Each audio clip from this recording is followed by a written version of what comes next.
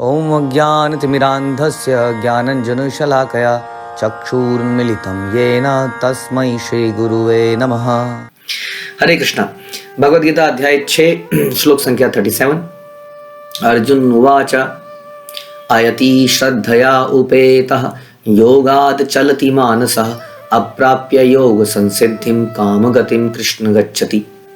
अर्जुन ने कहा, हे कृष्ण, उस असफल योगी की क्या गति है जो प्रारंभ में श्रद्धा पूर्वक आत्म साक्षात्कार की विधि को ग्रहण करता है किंतु बाद में भौतिकता के कारण उससे विचलित हो जाता है और योग सिद्धि को प्राप्त नहीं कर पाता। बहुत इंपॉर्टेंट क्वेश्चन आपके लिए और मेरे लिए, क्योंकि हम लोगों के साथ भी अक्सर ऐसा होता है कि हम लोग प्रारंभ में भक्ति में बड़ा गहराई से जाते हैं, लेकिन आफ्टर सम टाइम अचानक से कोई बीच में हमारे आ जाता है, हमारा अपना, और वो हमारे दिमाग में कुछ डाल देता है, कुछ बोल देता है और हम विचलित जाते हैं। या जीवन में कई बार कुछ उतार चढ़ाव आते हैं और उसमें हमारी सारी प्रैक्टिस रुक जाती है। हमारी भोगने की इच्छाएं अनंत काल से, न जाने कितने जन्म आप और मैं ले चुके हैं, उस कारण से वो हैबिट बड़ी मुश्किल से जाती हैं। कहते हैं कि ओल्ड हैबिट्स डाई हार्ड। इस कारण से हम भक्ति कई बार करते हैं बाय फोर्स, लेकिन प्रॉपर संग ना मिलने के कारण, due to lack of association of devotees, थोड़े दिनों बाद उसका रस खत्म होने लगता है। तो इसलिए अर्जुन पूछ रहे हैं कि यदि किसी के साथ ऐसा होता है, यदि किसी के साथ ऐसा होता है तो उसका क्या होगा। उसने भक्ति तो स्टार्ट करी लेकिन बीच में कुछ गड़बड़ हो गया, तो क्या उसका कुछ भी नहीं, उसका सब कुछ बेकार हो गया जो उसने पहले किया था, ऑल वेस्टेड। जो प्रारंभ में श्रद्धापूर्वक आत्म साक्षात्कार की विधि को ग्रहण करता है लेकिन बाद में नहीं कर पाता है, विचलित हो जाता है, तो उसको सिद्धि प्राप्त कभी नहीं होगी। उसका सारा किया क्या क्या बेकार हो गया। उसने जितनी भी इन्वेस्टमेंट करी थी इतने सालों में भक्ति के प्रोसेस में, हरिनाम में, क्या वो सब बेकार हो गई। तो ये वाकई में बड़ा इंपॉर्टेंट क्वेश्चन है, क्योंकि कई बार लोग घबराए रहते हैं कि हम इतनी मेहनत तो कर रहे हैं, यदि जीवन के अंत में, चलो शरीर के बीच, जीवन के बीच में भी कुछ गड़बड़ हो सकती है, लेकिन जीवन के अंत तक मैं यदि एक्सीलेंस को प्राप्त नहीं कर पाया, प्योरिटी, शुद्धता को प्राप्त नहीं कर पाया, प्योर भक्ति को प्राप्त नहीं कर पाया और मैं मर गया या मर गई, तो क्या मेरा अगला जन्म वेस्ट हो जाएगा? अगला जन्म मुझे फिर से स्टार्ट करना पड़ेगा? क्या मुझे एक ही जन्म में पूरी सफलता हासिल करनी है? ये सोच के कई बार लोग घबरा के पीछे हट जाते हैं। तो बहुत ही इंपॉर्टेंट क्वेश्चन है और इसका आंसर भगवान देते हैं भगवद गीता में भी। भगवान बोलते हैं कि इस रास्ते में यदि थोड़ा सा भी कदम बढ़ाया जाए, स्वल्पम अपि अस्य धर्मस्य त्रायते महतो व्याधि, तो बताते हैं कि यदि इसमें थोड़ा सा भी हम आगे बढ़ते हैं तो हमें कभी उसका नुकसान नहीं होता। नेक्स्ट टाइम जब हम शुरू करेंगे तो वहीं से शुरू करते हैं जहां हमने खत्म किया था। यानी कि भगवान हमें हमारे उस पुराने स्टेप को याद रखते हैं। फॉर एग्जाम्पल, जैसे आजकल कोई आप ऐप आती है ना, जैसे आप बुक्स की ऐप आती है, आप बुक्स खोलते हैं, बुक्स को बंद कर देते हैं, बुक्स से दोबारा खोलते हैं तो ऐप ध्यान रखती है कि आपका लास्ट पेज कौन था और वहीं से चालू करती है उसको, है कि नहीं। कई ऐसे सॉन्ग के इंस्ट्रूमेंट हैं, आप जब सॉन्ग खुद चलाते हैं तो सॉन्ग वहीं से चलता है जहाँ पे आपने लास्ट में बंद किया होगा, तो आपको लगता है हाँ ये बढ़िया इंस्ट्रूमेंट है।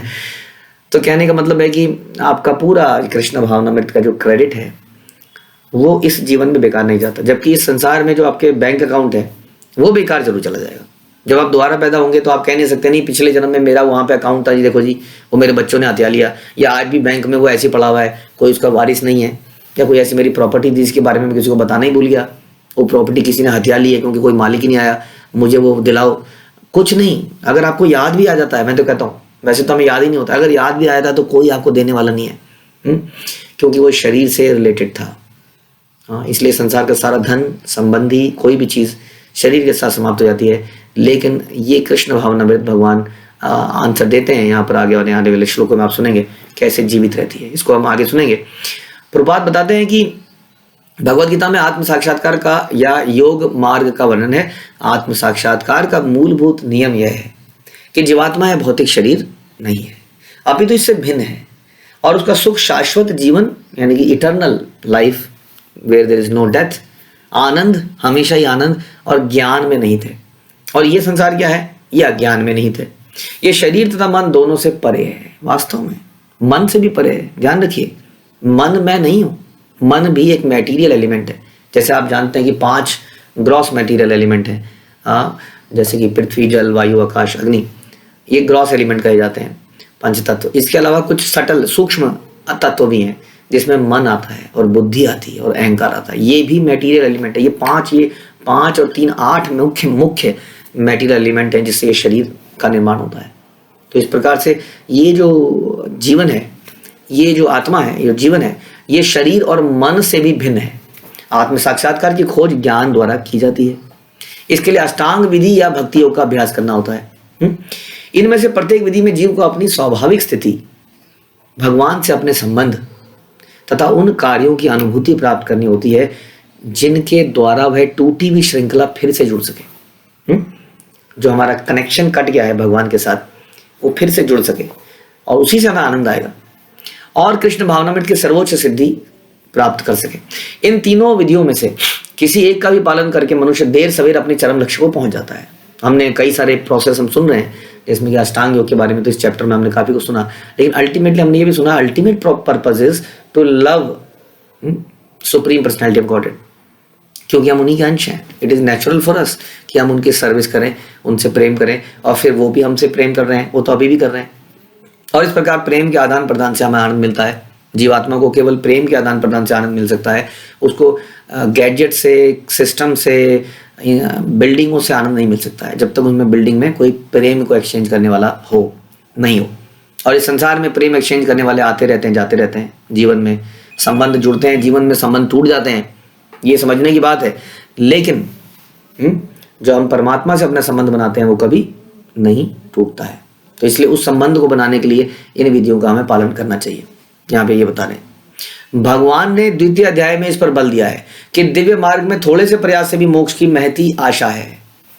थोड़ा सा भी अगर इसमें प्रयास किया जाए, ये भगवद गीता में सुनते, नेहा विक्रम नाशो अस्ति पर्त्वायो न विद्यते स्वल्पम अपि यस्य, थोड़ा सा भी अगर प्रयास किया जाए तो वो भगवान प्रिजर्व करके रखते हैं। यस, इसने 4 कदम बढ़ा लिए हैं सीढ़ी में, अगली बार ये सीढ़ी चढ़ेगा तो 5वें कदम से चढ़ेगा।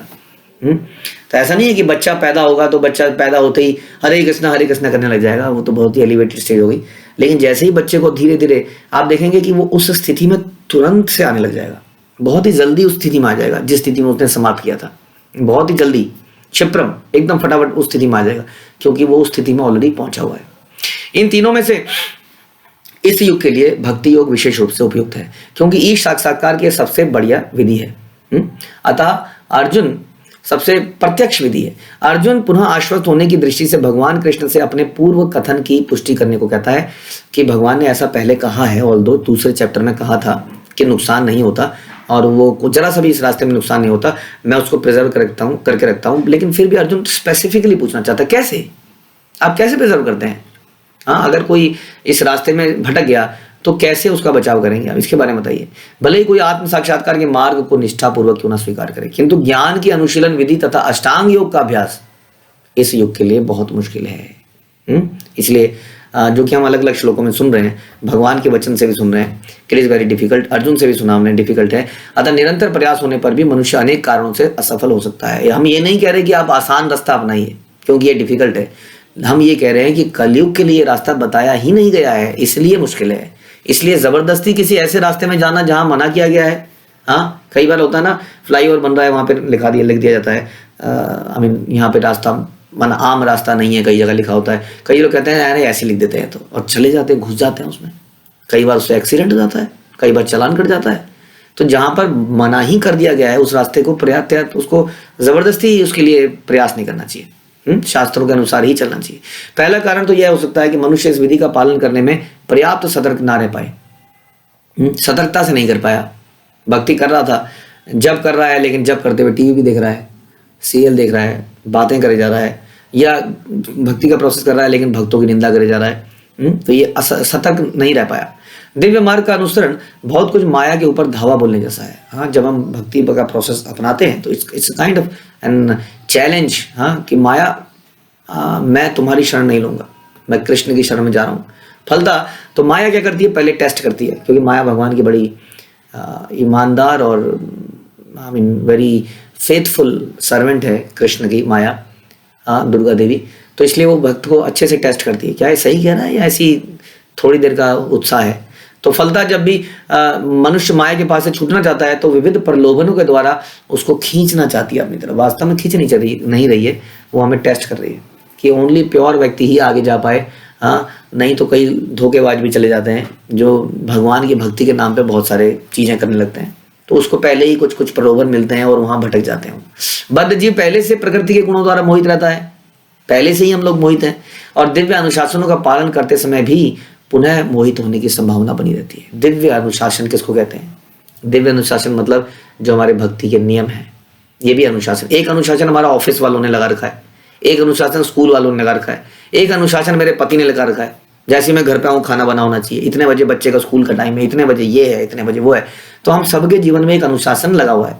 लेकिन दिव्य अनुशासन है जब हम शास्त्रों के अनुसार अपने आप को रेगुलेट करते हैं। हाँ, कोई हमारे ऊपर डाल नहीं रहा है रेगुलेशन, लेकिन हम कर रहे हैं। जैसे हम सवेरे जल्दी उठ रहे हैं, हाँ, हम ब्रह्म मुहूर्त में स्नान करके जप करने बैठ जा रहे हैं, उसके बाद आरती कर रहे हैं, उसके बाद क्लास सुन रहे हैं, उसके बाद कुछ सेवाओं में लग रहे हैं, फिर शाम की आरती सुन रहे हैं, शाम की क्लास सुन रहे हैं, फिर जल्दी सो जा रहे हैं, बीच बीच में भक्तों से बात कर रहे हैं। ये है दिव्य अनुशासन। तो दिव्य अनुशासन का पालन करते हुए भी हम मोहित हो जाते हैं, भटक जाते हैं। और यही क्या है? यही है योगच्छिलत मानस, अर्थात दिव्य पथ से विचलित हो जाना।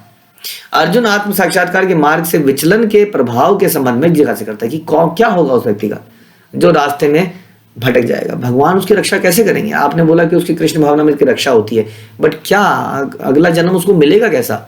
ये सारे प्रश्न हैं और ये हमारे भी प्रश्न हैं, और इसका उत्तर जान के हमें बड़ा संतुष्ट हो जाना चाहिए कि भक्ति के रास्ते में कोई भी नुकसान नहीं है। लेकिन आंसर जानने के लिए हमें अगले श्लोक तक रुकना पड़ेगा। हरे कृष्णा। श्रील प्रभुपाद की जय। भगवद गीता की जय।